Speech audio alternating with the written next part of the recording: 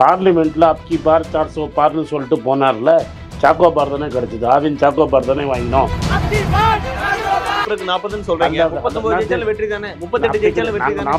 40 ஜெயிச்சு காமிச்சோம்ல. 1-2 போயிருந்தா பரவாயில்லையே, இங்க 1-2 போலியே. இந்தியா கூட்டணியை சேர்த்து 231, பிஜேபி மட்டும் 240. எங்க கையிலயும் ஒரு 2000 கோடியை கொடுத்து மீடியாவை ஃப்ரீயா விட்டுருந்தீங்கன்னா அவர் 100 சீட்டு கூட தாண்டி இருக்க மாட்டார். குஜராத்ல எவ்வளவு தூரம் அவர் பயம் இருந்தா, சூரத்ல எங்க கேண்டிடேட்டை விலைக்கு வாங்கி வித்தவுட் எலெக்ஷன் ஜெயிச்சிருக்காரு. ஒண்ணு குறைஞ்சிருக்கு. ஒரு யாரு தோக்கடிச்சாங்க? பணமே இல்லாம மக்கள்கிட்ட காசை வாங்கி நின்று ஜெயிச்சிருக்காங்க. அவங்க ஃபுல் ஸ்வீப் அடிச்ச மாநிலங்களும் இருக்கு. மாநில கட்சிகள் தான் இந்த தடவை காங்கிரஸ்க்கே உயிர் கொடுத்திருக்கு அப்படிங்கிற ஒரு விமர்சனம் நீங்க எப்படி வேணா சொல்லலாம். இப்ப சமையல்ல எல்லாமே அகிலேஷ், கடைசியில உப்பு போட்டாதான் டேஸ்ட் வரும். எங்கேயுமே பிஜேபி வந்து ஒரு ரீஜனல் பார்ட்டியோட சேர்ந்தா அந்த ரீஜனல் பார்ட்டியை அழிச்சிருவாங்க. வரும் பாருங்க 2 நாள்ல ஸ்பீக்கர் பதவி எனக்கு கொடுத்துருன்றாரு. அவரால் தான் ஸ்பீக்கர்னா பார்லிமெண்ட் உங்க கண்ட்ரோல்ல கிடையாது. பார்லிமெண்ட்ல டிபேட் நடக்கும். இப்ப நீங்க சந்தோஷப்படுறதுக்கான காரணங்கள்ல இதெல்லாமா? நீங்க சந்தோஷப்பட என்ன இருக்கு? பாஜக கூட்டணி தான் மறுபடியும் ஆட்சிக்கு வந்திருக்கு. எதுக்கு இந்த இந்தியா கூட்டணியினர் சந்தோஷமா இருக்காங்கன்னே தெரியலங்கிறது. அவங்கள்ட்ட ஒரு அமித்ஷா இருக்கிறாருன்னா எங்கள்கிட்ட ஒரு சரத்பவார் இருக்காரு. நாயுடு என்ன சொல்றாரு? 2 கேபினெட் 3 மினிஸ்டர் ஆஃப் ஸ்டேட். என்னது? நிதிஷ்குமார் 4. நம்ம குதிரை பேரம் நீ தானே கற்றுக் கொடுத்துருக்குற. நீ ஸ்ட்ராங்காக இருக்கும்போது பேரம் பண்ணும்போது, நீ வீக்காக இருக்கும்போது நான் பேரம் பண்ணாமல் இருப்பேன்னா? ஆனா ஒரு இந்தியா கூட்டணி 295ங்கிற நம்பரை சொன்னீங்க. ஆனா இன்னைக்கு 240ங்கிற நம்பர். 400 சொன்ன ஆளு இன்னைக்கு 240ல் இருக்கிறத நீ கேட்க மாட்டேங்கிற.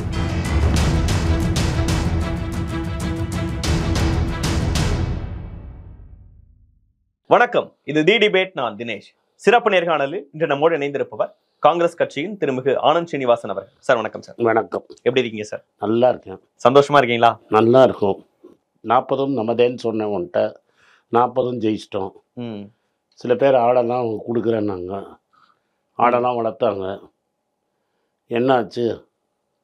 2 நாளாக இன்னும் ஆளை சவுண்டே காணும்.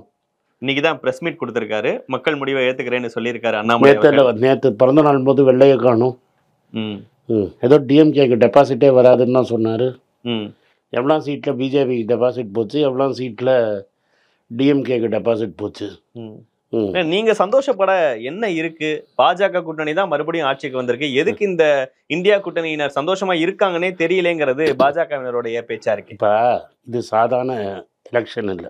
இது இந்தியாவிலேயே ரொம்ப 77க்கு அப்புறம் ரொம்ப as a student of history 77க்கு அப்புறம் இதுதான் மோஸ்ட் இம்பார்ட்டண்ட் எலெக்ஷன். 77ல் கூட எமர்ஜென்சி இருந்தபோது ராம்நாத் கோயங்கெல்லாம் பேப்பரை பிரிண்ட் பண்ண விடுவாங்க, எடிட்டோரியலை எம்டியாக விடுவாங்க. இந்த இடத்துல எங்களால் பேச முடியலங்கிறதுக்கு விடுவாங்க, அவங்களும் கண்டுக்காமல் விட்டுருவாங்க எமர்ஜென்சி டைம். இன்றைக்கி எப்படின்னா மொத்த மீடியாவே பேக்கெட்டுக்குள்ளே போட்டுக்கிட்டு மீடியாவை ப்ராபகேண்டா ஏஜெண்ட்டாக மாற்றிட்டாங்க நார்த் இந்தியாவில்.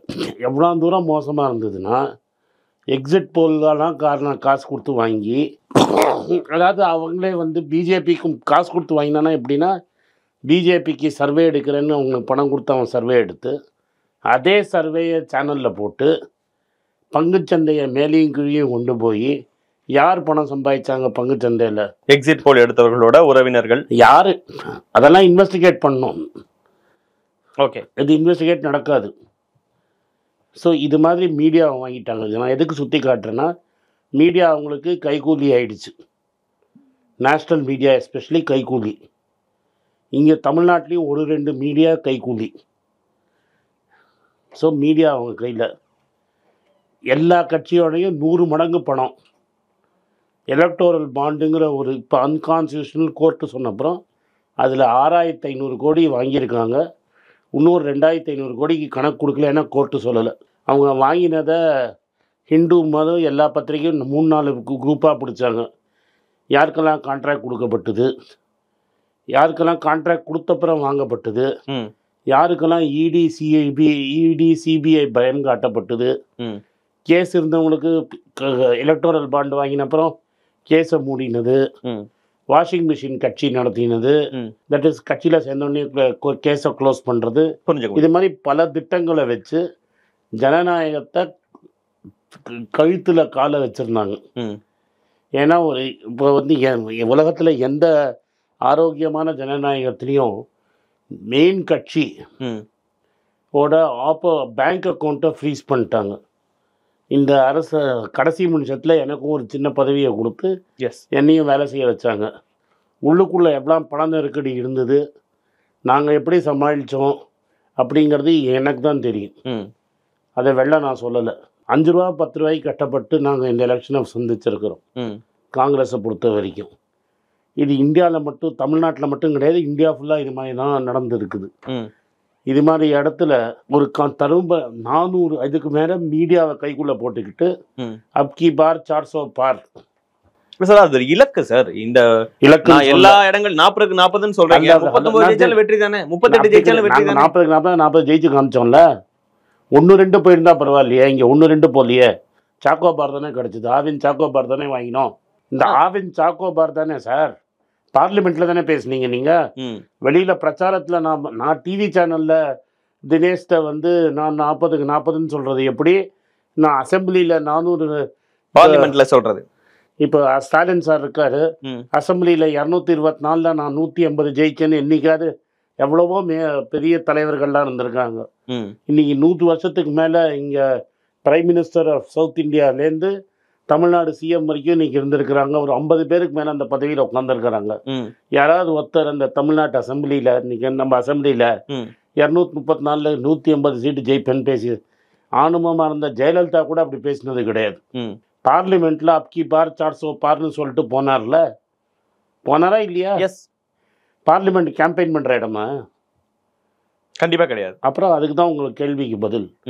ஏன்னா அவர் நம்பினார் 400 ஜெயிக்கிறோன்னு.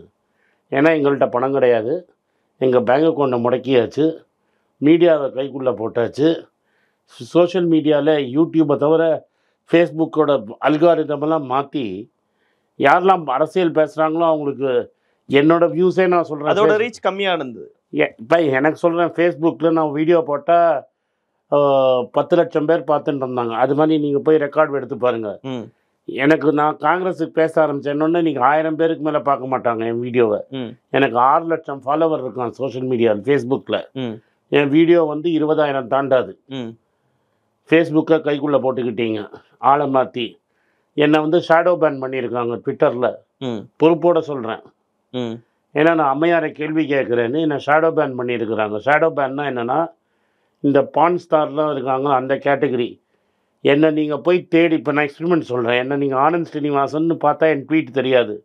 நீங்கள் ஆல்ரெடி என் ஃபாலோவராக இருக்கணும், இல்லாட்டா என்னை தேடணும் நீங்கள். ஸோ சோஷியல் மீடியாலையும் என்னை பிடிச்சிட்டீங்க, ஃபேஸ்புக்கில் என் கழுத்து நெரிக்கிறீங்க, யூடியூப்பில் என் கழுத்து என்னோட பர்சனல் அனுபவம் சொல்கிறேன் நான். அப்போ ராகுல் காந்திக்கு எவ்வளோ இருக்கும்னு நீங்கள் பார்த்துக்கோங்க. ஃபேஸ்புக்கில் என்னை கழுத்து நெரிக்கிறீங்க, ட்விட்டரில் என் கழுத்து நெரிக்கிறீங்க, டிவியில் என்னை கழுத்து நெரிக்கிறீங்க, பேப்பர்லேயே என்னால் எழுத முடியாமல் கழுத்து நினைக்கிறீங்க, என் பேங்க் அக்கௌண்ட்டை முடக்கிறீங்க, எங்கள் பேங்க் அக்கௌண்ட்டை முடக்கிறீங்க. நீங்கள் 6500 கோடி கருப்பு பணம் லீகலைஸ்டு ஆர்கனைஸ்ட் லூட் அண்ட் பிளண்டர்னு மன்மோகன் சிங் சொன்னார். அந்த ரேஞ்சில் வாங்கியிருக்கீங்க. அன்கான்ஸ்டியூஷனில் நீங்கள் சுப்ரீம் கோர்ட்டே சொல்லிடுச்சு, அது மாதிரி காசை வாங்கியிருக்கிறீங்க.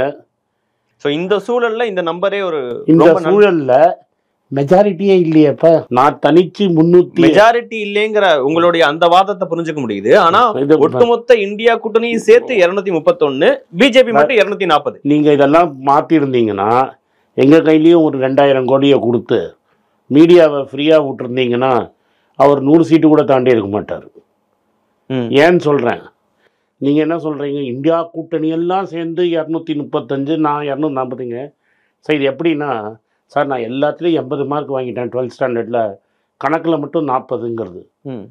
அவரோட மெயின் ஏரியா 2, ஒன்று குஜராத்து, இன்னொன்று உத்தரப்பிரதேஷ். குஜராத்தில் எவ்வளோ தூரம் அவர் பயம் இருந்தால், சூரத்தில் எங்கள் கேண்டிடேட்டை விலைக்கு வாங்கி வித்தவுட் எலெக்ஷன் ஜெயிச்சிருக்காரு. எங்கள் வாங்குற மாதிரி கேண்டிடேட்டு.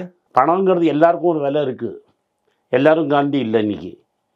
அதனால தான் ஐன்ஸ்டைன் சொன்னான், that generations to come will never believe that such a man walked on this earth. அதாவது தலைமுறைகளுக்கு நம்பிக்கை வராது. காந்தி மாதிரி ஒரு மனிதன் அவர்களோட நடந்தான்னு. ஏன்னா காந்திக்கு எதுலேயுமே நீங்கள் மடக்க முடியாது.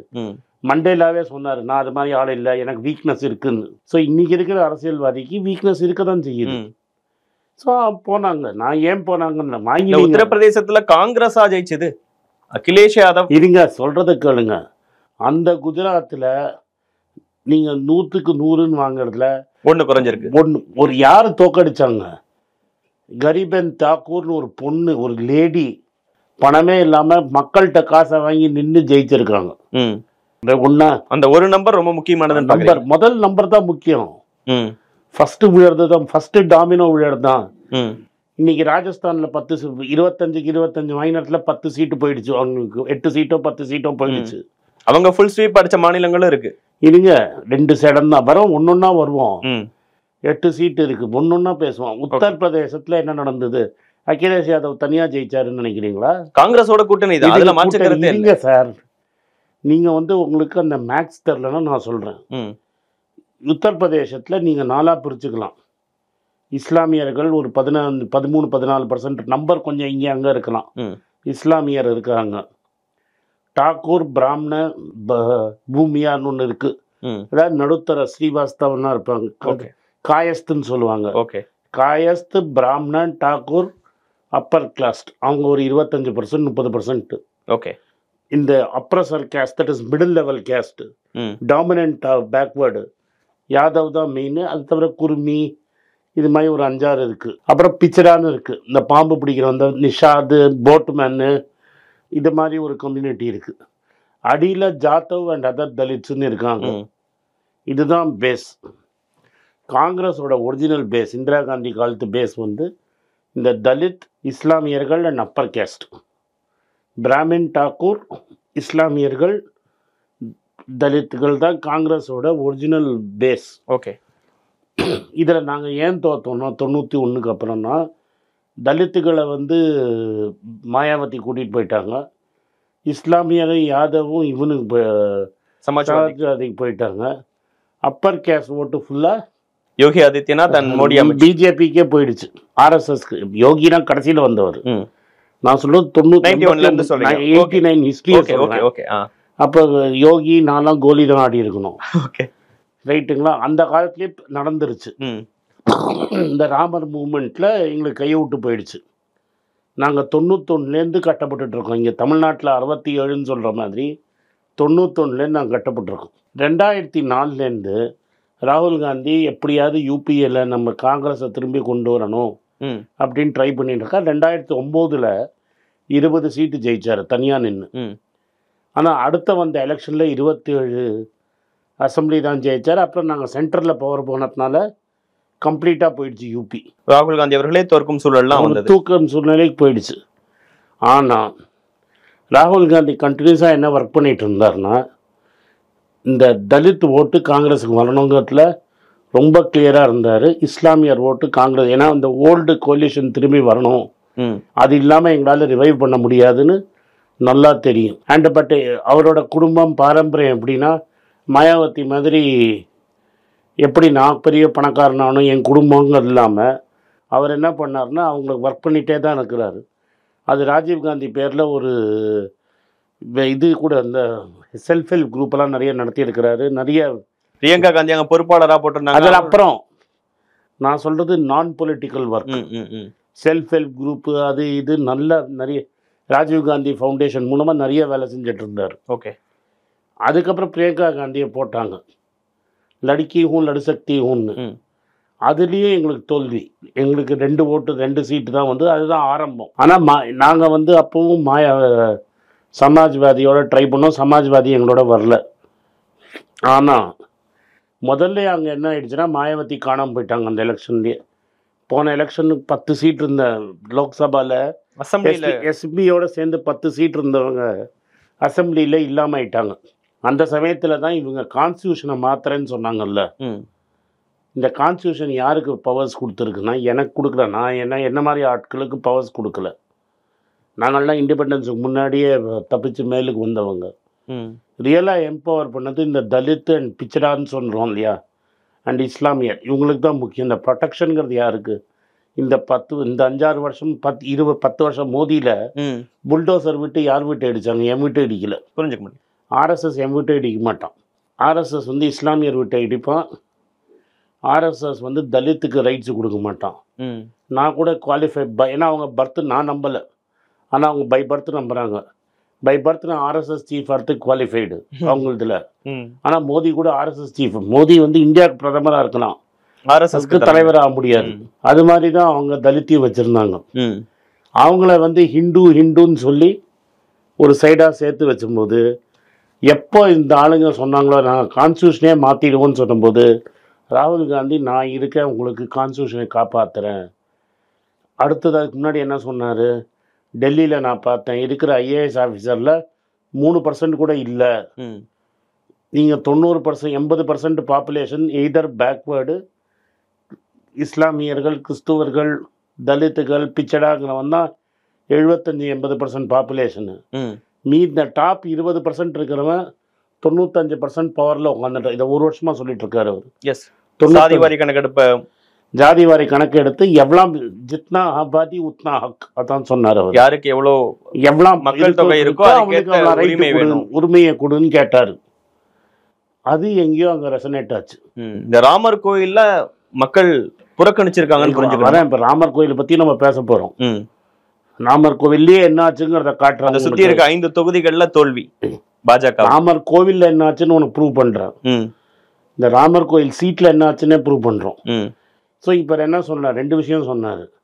இன்னைக்கு தலித் என்பவர் ஆயிருக்குன்னா தமிழ்நாட்டிலையும் எல்லா இடத்துலையும் அவங்களுக்கு வந்து மெயினாக வந்து கவர்மெண்ட் உத்தியோகங்கிறது ஒரு பெரிய இம்பார்ட்டண்ட்டான விஷயம். எஸ்பெஷலி சென்ட்ரல் கவர்மெண்ட் உத்தியோகம், இன்ஜினியரிங் காலேஜ், மெடிக்கல் காலேஜில் கிடைச்ச ரிசர்வேஷனு, ஸ்காலர்ஷிப்புன்னு. எப்போ பிஜேபி சேர்ந்த 3-4 எம்பிகள் இன்றைக்கி பிஜேபியில் யாரும் வாயை திறக்க முடியாது. பிரதமர் சொன்னால் தான் வாயை திறக்க முடியும். அதனால் அவர் சொல்லாமல் இருந்த அனந்த் ஹெக்டே, ஜோதி மிர்தா நூர்த்தி, அந்த மாதிரி 3 பேர் 4 பேர் என்ன சொன்னாங்கன்னா, அருண் கோவில் கூட சொன்னார் எங்களுக்கு 400 வேணும், ஏன்னா நாங்கள் கான்ஸ்டியூஷனை மாற்றுவோம் அப்படின்னா.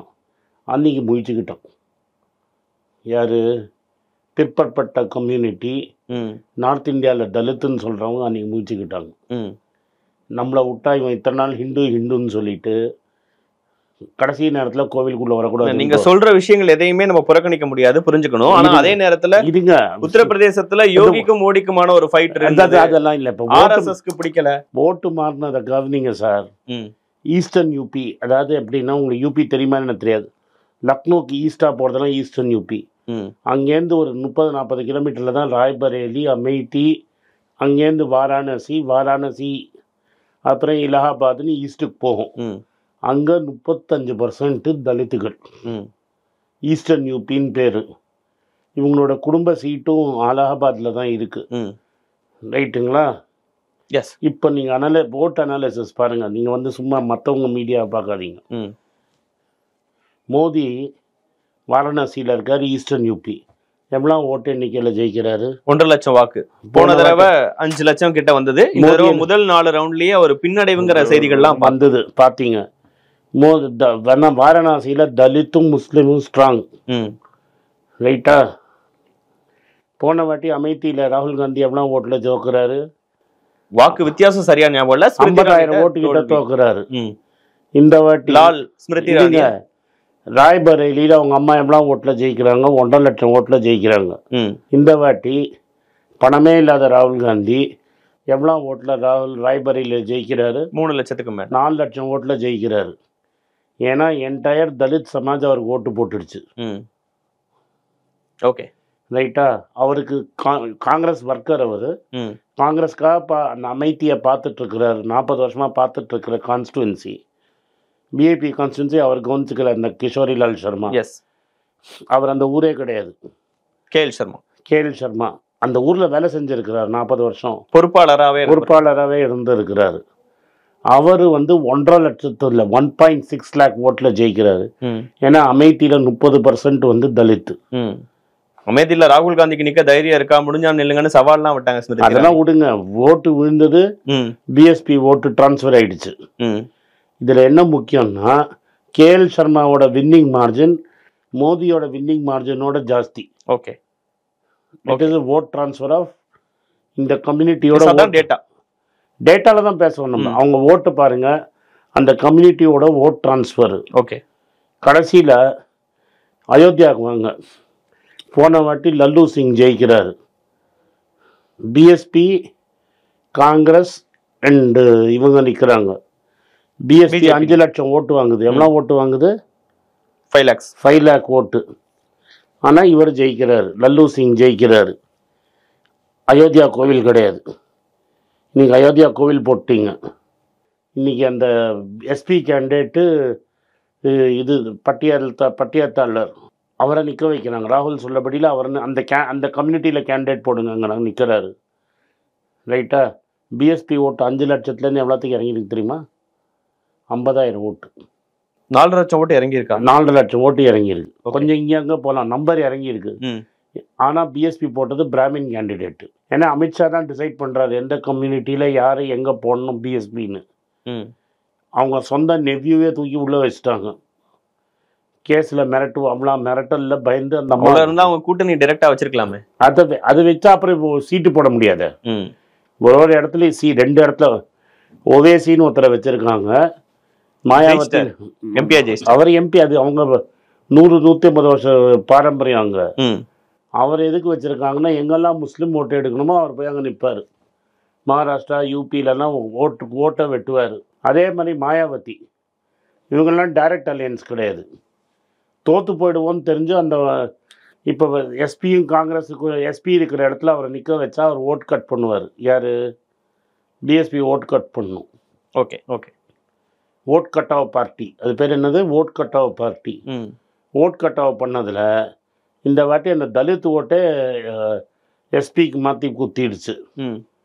இது எனக்கு கடைசியாக எப்படி புரிஞ்சுதுன்னா, ஹிந்தியில் நான் இப்போ தமிழ்நாட்டில் குணாவோ இல்லை செந்தில் வேலை பண்ண மாதிரி குணாவில் இந்த நார்த் இந்தியாவில் மேல் ஜாதியில் இருக்கிற டாமினன்ட் கம்யூனிட்டி கிடையாது. பிராமணர்கள் மேல் ஜாதியில் இருக்கிற பல பேர் மோதியை கேட்டதை பிடிக்காத கேள்விகளெல்லாம் பிடிக்காதவங்கள வேலையை விட்டு அனுப்பிச்சு அவங்கெல்லாம் இன்றைக்கி மில்லியன் கணக்கில் சப்ஸ்கிரைபர் வச்சுருக்கிறான். நான் வேணால் பேரெல்லாம் பட்டியலிடுறேன். எல்லாத்துக்கும் வெளிப்படையாக தெரில, நான் பேர் சொல்லிடுறேன், ஏன்னா மக்களுக்கு தெரியாமல் இருக்கணும். தினேஷ் ஜேர்னலிஸ்ட், பிரசூன் பாஜ்பாயின்னு ஒருத்தர் இருக்கார். புண்ணிய பிரசூன் பாஜ்பாயின்னு ஏபிபியில் இருந்தார். மோதியை எப்படி எக்ஸ்போஸ் பண்ணுறாருன்னா, ஃபார்மர் இன்கம் ரெட்டிப்பும் அப்படின்னு சொன்னதை இவர் போய் சத்தீஸ்கரில் ஒரு ஃபார்மரை வைக்கிறாரு. இவர் உடனே ஆளை அனுப்பிச்சு அந்த லேடி சொல்லு சரி பார்க்குறாரு. சரி பார்த்தோன்னா அந்த அம்மா சொல்லுது, ஆஃபீஸர் வந்தார், ஏதோ பணம் கொடுத்தாரு, சொன்னார். நான் சொன்னேன், நான் சீதாஃபல்லே பார்க்கலன்னுடுச்சு. உடனே அவரை ஏபிபிலேருந்து தூக்கிடுறாங்க. அஜித் அஞ்சும் அகைன் அது மாதிரி மேல் இது. அசிதோஷ் ஆஜ் தக்லேன்னு வெளில போனவர், கொஞ்ச நாளைக்கு ஆப்பில் இருந்தவர். அதுக்கு இதெல்லாம் பெரிய பேருங்க. Okay okay. ரவீஷ்குமார் தான் எல்லாருக்கும் தெரிஞ்சவர். நீலு வியாஸ். இந்த பேரெல்லாம் எதுக்கு முக்கியம்னா, அந்த பேரை வச்சு நீங்கள் எந்த ஜாதின்னு நார்த் இந்தியாலாம் சாக்ஷி ஜோஷி இது மெயின் ஆளுங்க. இவங்க என்ன பண்ணுறாங்கன்னா, யூடியூப்பில் ரெவன்யூ வருதுன்னு சொல்லி அடியில் ஒரு 10-15 ஒரு ஏரியாவுக்கும் ஒரு பீட் ரிப்போர்ட்டர் மாதிரி போட்டு 6 மாதமாக சுற்றிட்டு இருக்காங்க. ரெவன்யூக்காக மட்டும் இல்லை, ஒரு சோஷியல் ரெஸ்பான்ஸ். அவங்க சொல்கிறதே சோஷியல் ரெஸ்பான்சிபிலிட்டி தான்.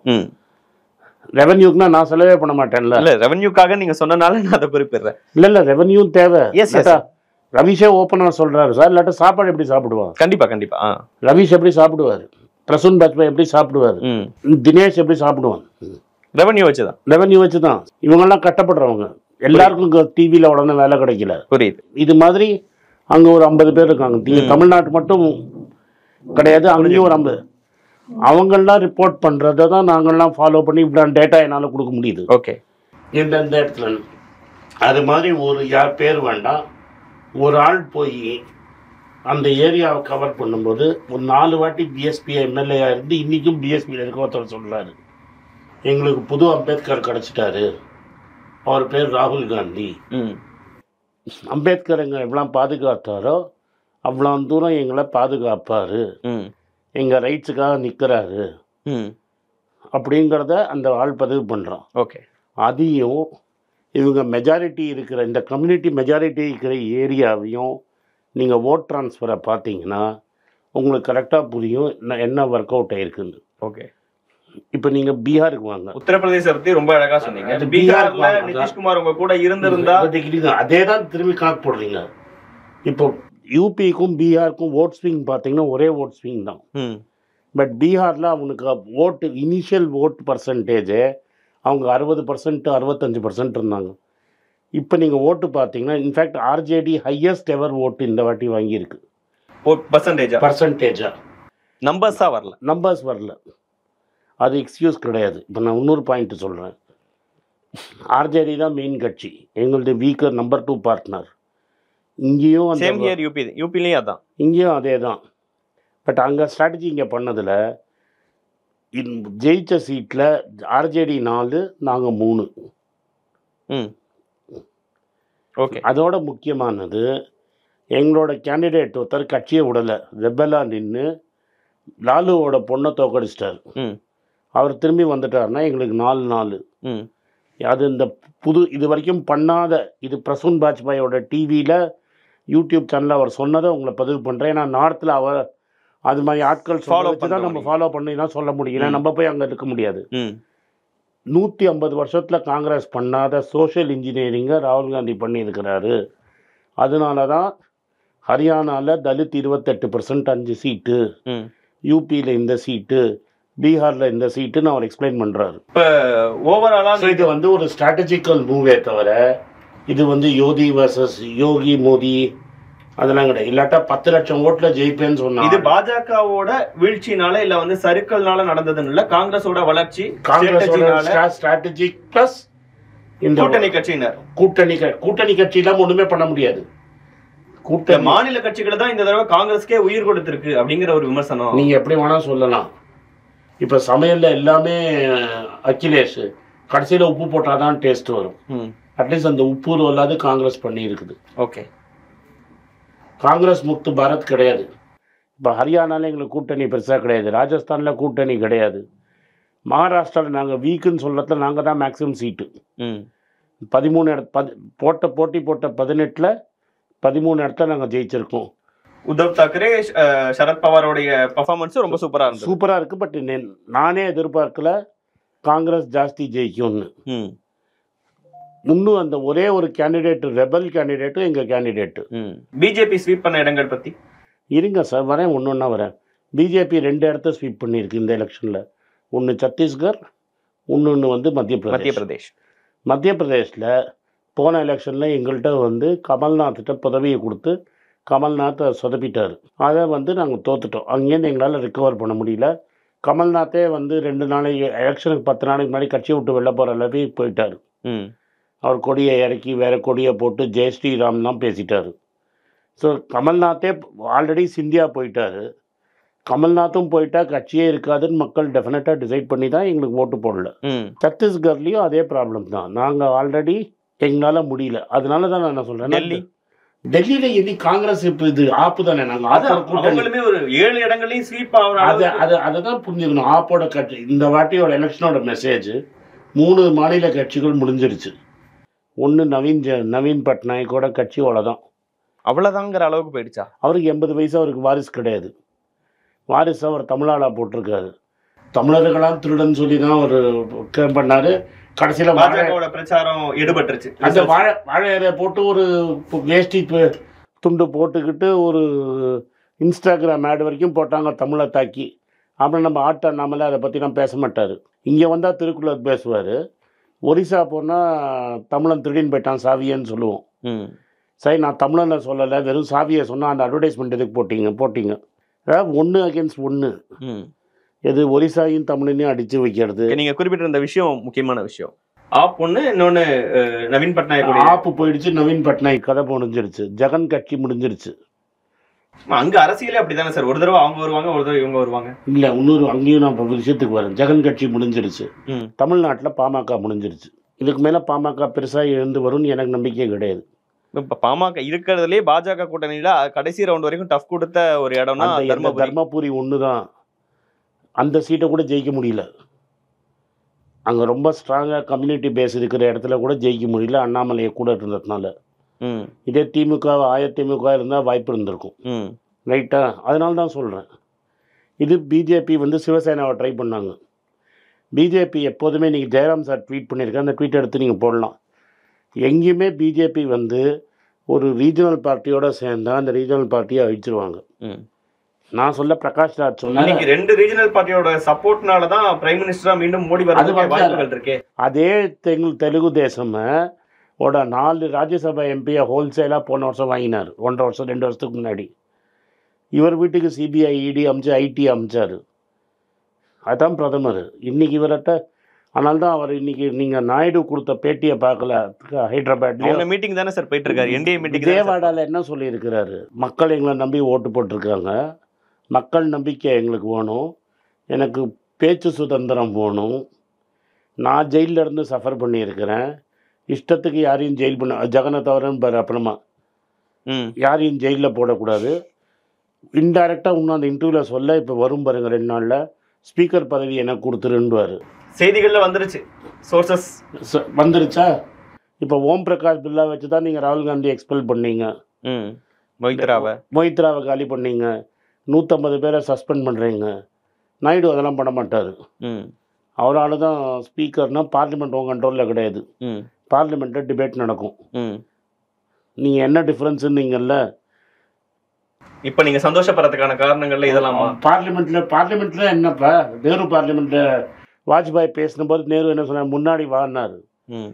காமராஜுக்கும் அண்ணாவுக்கும் ஆரோக்கியமான விவாதம், நரசிம்மராவுக்கும் வாஜ்பாய்க்கும் ஆரோக்கியமான விவாதம், மன்மோகன் சிங்க்கும் வாஜ்பாய்க்கும் ஆரோக்கியமான விவாதம். அதில் என்னால் எக்ஸாம்பிளோட சொல்ல முடியும். விவாதம் இதோட முடிஞ்சிடும், எதோட பார்லிமெண்ட்டில். ஓகே ஓகே, வெளில போய் தவறாக நடக்காது, அதுக்கு ஒரு கதையே இருக்குன்னு அவனா சொல்கிறேன் உங்களுக்கு. பட் அந்த ஒரு ஆரோக்கியமான ரிலேஷன்ஷிப், அந்த ரிலேஷன்ஷிப்பு தமிழ்நாட்டில் கருணாநிதிக்கும் ஜெயலலிதாவுக்கும் இருந்தபோது முடிஞ்சிடுச்சு. ஜெயலலிதானால முடிஞ்சுதா, கருணாநிதியால் முடிஞ்சுதா? என் கருத்து ஜெயலலிதாவாலனால முடிஞ்சதுன்னு. ஓகே, இது என்னோட சொந்த கருத்து. ஓகே ஓகே, அவன் ஜெயலலிதா ஆதரவு கருணாநிதியால் முடிஞ்சதுன்னு சொல்லலாம், ரைட்டா? அது கருத்து வேறுபாடு இருக்குன்னா யாரு, பட் ஆரோக்கியம் அங்கே முடிஞ்சிருச்சு. ஓகே, அண்ணாவும் ராஜாஜியும் சண்டை போட்டது கிடையாது, பெரியாரும் ராஜாஜியும் சண்டை போட்டது கிடையாது, கலைஞரும் எம்ஜிஆருமே சண்டை போட்டது கிடையாது. எம்ஜிஆர் இறந்த போது கலைஞரும் அழுதாங்கன்னு சொல்லுவாங்க, ரைட்டா? அந்த ஆரோக்கியமான ரிலேஷன்ஷிப்பை இந்தியா லெவலில் முடிச்சு வைத்தது மோடி தான். ஓகே, ஒரு 3 மாசத்துக்கு முன்னாடி வரைக்கும் உங்க கூட கூட்டணியில இருந்து ஈவன் இந்தியா கூட்டணியோட ஒருங்கிணைப்பாளர் அப்படிங்கிற லெவலில் இருந்தவர். நாங்கள் அப்போ கூட அவரை ஒன்றும் சொல்லலை, காங்கிரஸ் கட்சியை சொல்கிறேன். இவர் ஒரு வாட்டி மாறல, 3-4 வாட்டி மாமான்னு அவருக்கு பேரே கூட சொல்லுவாங்க, 3 வாட்டி மாறிட்டார். இந்த தமிழில் வந்து குரங்காட்டி ஆடும்போது அந்த காலத்தில் பல்ட்டு ராம அட்ரா ராமாங்கிற மாதிரி ஹிந்தியில் பெல்ட்டி அடின்னு. ஸோ அந்த குரங்கு பல்ட்டு ராம்பாங்க. பல்ட்டு ராம்னு அவருக்கு முகடம் சுற்றினதே பிஜேபி தான். இந்த எலெக்ஷன் கேம்பெயினில் அவர் ஜனதாதள் ஃபுல்லாக தோற்றுருன்னு கிளப்பி விட்டு கடைசி வரைக்கும் அவரை சரியாக எந்த மீட்டிங் கூப்பிடல. கடைசியில் காந்தி மைதானில் நடந்த ஒரு மீட்டிங் மட்டும் கூப்பிட்டாங்க. அதெல்லாம் அவர் மறந்துட போகிறாருன்னு நினைக்கிறீங்களா? இன்னைக்கு அவர் எம்எல்ஏ என்ன சொல்லியிருக்காரு, யார் மீட்டிங்க்கு போறாரு, அந்த மீட்டிங்க்கு முன்னாடி நடந்த விஷயத்த பாருங்க. நாங்க தான் ஆட்சி அமைப்போம் அப்படி சொல்லல. அவர் எம்எல்ஏ என்ன சொல்லியிருக்கிறாரு, இந்தியாவிலேயே பிரைம் மினிஸ்டராக இருக்கிறதுக்கு ஒரு ஆளுக்கு தான் தகுதி இருக்கு, அது எங்கள் நிதிஷ்குமார் அப்படின்னு சொல்லியிருக்கிறாரா இல்லையான்னு பாருங்க. இப்போ ஸ்டாலின் சாரோட பர்மிஷன் இல்லாமல் ஒரு எம்எல்ஏ பேச முடியுமா? நிச்சயமா முடியாது. அப்போ ஒரு சின்ன ரீஜனல் பார்ட்டியில் ஒரு எம்எல்ஏ தைரியமாக பேசுகிறாருன்னா பேசுடா அப்படின்னு சொல்லியிருக்கிறாங்கல்ல, அவர் மேலே ஆக்ஷன் எடுத்திருக்காங்களா? இல்லை சந்திரபாபு நாயுடு கூடயோ இல்லை வந்து நிதிஷ்குமார் கூடயோ ஸ்டில் இந்தியா கூட்டணியின் சார்ந்தவங்க பேசுறீங்களா? அவங்க உங்க சைடு வர வாய்ப்பு இருக்கா? அதெல்லாம் மோடி ஆட்சி அமைக்க விடாம பண்ணவங்கள்ட்ட வாய்ப்பு இருக்கா? இந்த இன்டர்வியூ நான் உங்களுக்கு கொடுக்குற ஈவினிங் அன்னைக்கு ஒரு மீட்டிங் நடக்கும். அந்த மீட்டிங்ல தான் நேற்று ராகுல் காந்தி அவரே சொன்னாரு, நான் கூட்டணி கட்சி தான் டிஸ்கஸ் பண்ணிட்டு தான் பண்ணுவோம்னு சொல்லி. அந்த மீட்டிங் இன்னும் முடியல. அந்த மீட்டிங் முடிஞ்சப்பறம் நீங்க பேட்டி கேட்டீங்கன்னா நான் பதில் சொல்ல முடியும். என் தலைவனே அப்படி சொல்லும்போது நான் பதில் பேச முடியாது. ஸோ அந்த மீட்டிங் நினைச்சா அது சாத்தியப்படக்கூடிய விஷயம் நினைக்கிறீங்க? அதெல்லாம் எனக்கு தெரியாது. மீட்டிங் வந்து எல்லா அலையன்ஸ் பார்ட்னர்ஸோன்னு இருக்கும். அகைன் நான் பிரசூன் பாஜ்பாயை பற்றி தான் நான் திரும்பி கோட் பண்ணுறேன். அவங்கள்ட்ட ஒரு அமித்ஷா இருக்கிறாருன்னா எங்கள்கிட்ட ஒரு சரத்பவார் இருக்கார்.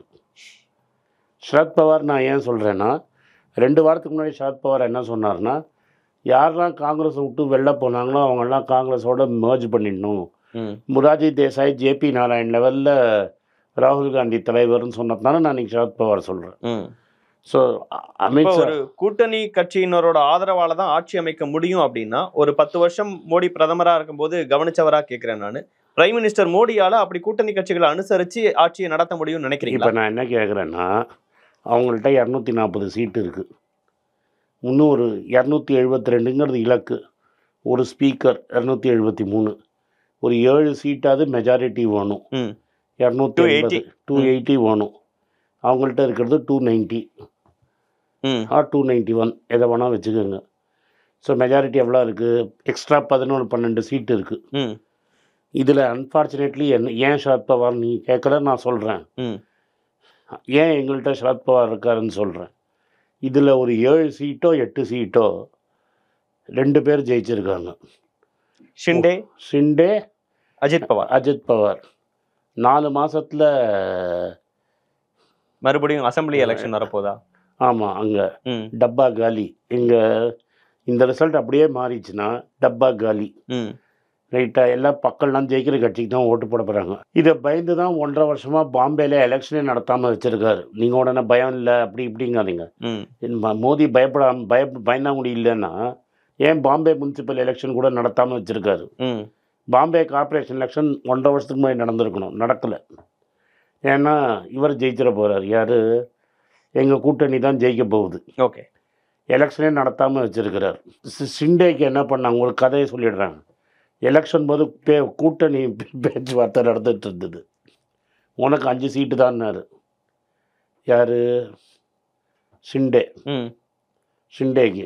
ஷிண்டே வீட்டுக்கு போயிட்டு கூப்பிட்டு எனக்கு 15 சீட்டு வேணும், இல்லாட்டா நான் மாத்தோஸ்ரீ போகிறேன்னாரு. தமிழில் அதாவது மாத்தோஸ்ரீனா பாலா சாப் டாக்கரேயோட வீடு. ஓகே, அங்கே தான் உதய். ஓகே ஓகே ஓகே புரிஞ்சுக்க முடியுது. புரியுதா? அங்கே போகிறேன்ட்டார். உத்தவ் டாக்கரே வீட்டுக்கு போகிறேன்னு ஒன்றைய அமித்ஷா ஓடி வந்து நீ 15 சீட் எடுத்துக்கன்ட்டார். இந்த விஷயங்கள்லாம் எங்கேருந்து சொல்கிறீங்க நீங்கள்? அதான் நான் தான் யூடியூப்பில் இருக்குது, நீங்கள் போய் கேட்டுக்கோங்களேன். இல்லாட்டா அஜித் பவாருக்கு 5 சீட்டும் இவருக்கு ஏன் 15 சீட்டு? ஓகே, இப்போ இந்த 6 பேர் இண்டிபெண்ட்டு. ஏன்னா இனிமேல் ஷிண்டே சொன்ன பேச்சை கேட்க மாட்டாங்க. ஏன்னா ஆட்சி முடிஞ்சிருச்சு. இந்த 7 பேருக்கு நீங்கள் அட்லீஸ்ட் 4 பேராவது நீங்கள் மினிஸ்டர் ஆக்கலைன்னா நாளைக்கு தாக்கரே ஜெயிச்சப்பறம் இவன் எங்கே இருப்பான்? எங்கே இருப்பாங்க? ஃபுல் மெஜாரிட்டியில் தாக்கரே சிஎம்மாக வந்த அப்புறம் அந்த பக்கம் மாறிடுவாங்க, இந்த பக்கம் மாறினவங்க அந்த பக்கம் மினிஸ்டர் கொடுக்கல, என் பேரில் நீ மினிஸ்டர் ஆகிட்டு நான் சப்போர்ட் இல்லைன்னா நீ கவர்மெண்ட்டே விழுந்துடும். ஆனால் நீ வந்து டெய்லி ஃபாரின் 5000 கோடி பிளேட்டில் ஃபாரின் போயிட்டு வந்துட்டு என்ன வேலைக்காரமாய் நடத்தின்னு இருந்தால் அந்த 7 பேர் எங்கே இருப்பான்? அந்த 7 பேரில் அட்லீஸ்ட் பாதி பேருக்காக நீங்கள் கொடுக்கணும்ல மினிஸ்டர். கொடுக்கணுமா? அவன் கொடுக்கலன்னா அவன் எங்கே இருப்பான்? சந்திரபாபு நாயுடுக்கு 6 சீட்ல 6 கேபினெட் கேட்குறாரு, நிதிஷ்குமார் கேட்குறாரு, ஷிண்டே அணிலேருந்து கேட்குறாங்க. நான் என்ன கேட்குறேன்னா பிஜேபி கேபினெட்ல இருக்கலாமா இருக்கக்கூடாது? இப்போ நான் கணக்கு போடுறேன், நீங்கள் கேட்டுனே வாங்க. 16 சீட்டு வச்சிருக்கிற இவர் நாயுடு என்ன சொல்கிறாரு? 2 கேபினெட்டு 3 மினிஸ்டர் ஆஃப் ஸ்டேட்டு. என்னது? ஓகே, 5. நிதிஷ்குமார் 4. நாயுடுவே ஸ்பீக்கரும் கேட்குறாரு 9. 9 1 10. ஜித்தின் ராம்ஜின்னு ஒருத்தர் இருக்கிறாரு. அவர் தான் நிதிஷ்குமார் தான் சிஎம் ஆக்கினார். அவர் 1 சீட் ஜெயிச்சிருக்கிறாரு, என்ன மினிஸ்டர் ஆக்குங்கிறாரு. இவர் இருக்கிறார் எல்ஜேபி ராம்விலாஸ் பாஸ்வான், சித்தப்பனை விலைக்கு வாங்கினாங்க, ஞாபகம் இருக்கா? இவரை குத்தி சித்தப்பனை வீட்டை விட்டெல்லாம் வெளில அமைச்சாங்க. அவன் 5 சீட்டு வச்சுருக்கான். அவன் 2வது கேட்பான். எவ்வளோ ஆச்சு கணக்கு நீங்களே போட்டுக்கோங்க. இதெல்லாம் உங்கள் விஷயம் இருக்குது. பட் ஆனால் இது நியூஸில் வந்தது தானே நான் சொல்கிறேன், என் விஷயம்னு சொல்கிறேன். நீங்கள் இந்தியா டுடே என் பேப்பரை யாருக்கு கூஜா தூக்குறவங்க? அவங்க எக்ஸிட் போலில் கூட பாஜகவுக்கு தான் ஆதரவாக நம்பர்ஸ் கொடுத்துருந்தாங்க. அவங்களோட வீடியோவில் வந்திருக்கு இதெல்லாம். 2 பேர் வந்துருச்சு. இவன் 5 கேட்குறான், இவன் 5 கேட்குறான், அவன் ஸ்பீக்கர் கேட்குறான்னு வந்துருச்சு. Naidu speaker plus 5 posting including எந்தெந்த மினிஸ்ட்ரின்னு வேற போட்டான். இந்த ஒரு கட்டத்தில் மோடியால் மறுபடியும் மீண்டும் பிரதமராக முடியுமா? இருங்க சார், இங்கே 5 பேர் கேட்குறான், அங்கே 4 பேர் கேட்குறான்னு வச்சுக்கோங்க, ப்ளஸ் ஒரு ஸ்பீக்கர் 10. இப்போ நான் சொன்ன சிவசேனாவில் 8 பேர் ஏன் போவாங்கிறதையும் சொல்லிட்டேன் உங்களுக்கு. நீ அவனுக்கு பதவி கொடுக்கலன்னா அவன் ஓடி போயிடுவானா மாட்டானா? நிச்சயம் வாய்ப்பு இருக்குது. வரலாறுல அப்படிதான் சொல்லுது. வரலாறு சொல்லுது இல்லை? ஏன்னா நம்ம குதிரை பேரம் நீ தானே கற்றுக் கொடுத்துருக்குற. ம் நீ ஸ்ட்ராங்காக இருக்கும்போது பேரம் பண்ணும்போது, நீ வீக்காக இருக்கும்போது நான் பேரம் பண்ணாமல் இருப்பேன்னா? ம் பண்ணுவேனா மாட்டேனா? நிச்சயம் நடக்க வாய்ப்பு இருக்கு. வாய்ப்பு இருக்கு. வாய்ப்பு இருக்கா? ம் ஸோ அங்கே நீ அட்லீஸ்ட் 3ஆவது கொடுக்கணும்ல. ஓகே. அப்புறம் எல்ஜேபி என்னை கட்டி விட்டல. ஏன்னா 10 பேர் தான் ஓட முடியும். அதர்ஸே 17 பேர் தான் இருக்கான். அதில் 2 பேர் காங்கிரஸ்காரன் திரும்பி வந்துட்டான். நீ இருக்கிறது 15 பேர் தான் அதர்ஸு. அதில் ஜெகன் கட்சியை நீங்கள் சேர்க்க முடியாது. ஏன்னா ஜெகன் கட்சியை சேர்த்தீங்கன்னா நாயுடு வெளில போயிடுவார். ஸோ இந்த 17 பேர் அதர்ஸ் இருக்காங்கல்ல, 2 பேர் காங்கிரஸ்காரன் திரும்பி கட்சியில் நாளைக்கு சேர்ந்துருவான். 5 பேர் வந்து ஜெகன் ஆட்கள், 4 பேர், 6 பேருக்கு நீ சீட்டே கொடுக்க முடியாது. ஸோ உன்கிட்ட பேரம் பேசுகிறதுக்கே லிமிட்டட். அப்படி மக்கள் எப்படி தீர்ப்பு கொடுத்துருக்குறான்னா, நீ 50 பேர்கிட்ட தீர்ப்பு வாங்க முடியாது. இவர் ஒழுங்காக கட்சியை நடத்தியிருந்தார், அலையன்ஸை நடத்தியிருந்தார்னா, இப்போ ஒரே ஆள் 30 சீட்டு வச்சுருந்தான்னு வச்சுக்கோங்க, அவனுக்கு மட்டும் பேரம் பேசிட்டு மற்றவனை கட்டி விட்டுடலாம். இங்கே எல்லாரும் கொஞ்சம் இருக்குது. நீ 3 பேர் ஒன்று ஆடு புலி ஆட்டம் மாதிரி மாட்டிச்சு. இப்போ ஜனநாயகத்துக்கு இந்த எலெக்ஷன் ரிசல்ட் ரொம்ப நல்லதுன்னு நினைக்கிறேன். ரொம்ப ஆரோக்கியம் இல்லை. ஒரு மனுஷனுக்கு பவர் கிடையாது இல்லை. இப்போ நீங்கள் அராஜகமே அதானே நடந்தது. தனிமனிதன் பவர் தானே. இப்போ நீங்கள் ஆடு புலி ஆட்டம் தானே. நீங்கள் நாயுடு சந்தோஷப்படுத்தணும், இவரை சந்தோஷம். அதுதான் இந்தியா கூட்டணியின் சந்தோஷத்துக்கு காரணமா? நான் அதனால இல்லை, இதை நான் உங்களுக்கு நடக்கிறத சொல்கிறேன். ஓகே. இப்போ குமாரசாமி 2 சீட்டு வச்சிருக்கிறாரு. அவர் கேட்பாரா மாட்டாரா? 2 இடம், ரெண்டுமே முக்கியம். ஒவ்வொரு சீட்டு கூட இப்போ இந்த தடவை ஒவ்வொரு நம்பர் கூட முக்கியம் தான். ஓகே. இப்போ நீங்கள் ஜித்தின் கொடுத்தீங்கன்னா இவருக்கு கொடுக்கணுமா வேணாமா? நீங்கள் கொடுக்க முடியுமே. ஒரு சட்ட சிக்கல் இருக்குது. 60 பேருக்கு தான் நீங்கள் எம்பியே கொடுக்க முடியும். 60 பேருக்கு தான் நீங்கள் மினிஸ்ட்ரியே கொடுக்க முடியும். அந்த 60 இந்த கணக்கே இந்த 40ல் நீங்கள் 20 பேருக்கு மினிஸ்ட்ரி கொடுக்கணும். இந்த 40 வெளியிலேருந்து கொண்டு வரீங்கல்ல, அவனுக்கே 20 கொடுத்துடணும்.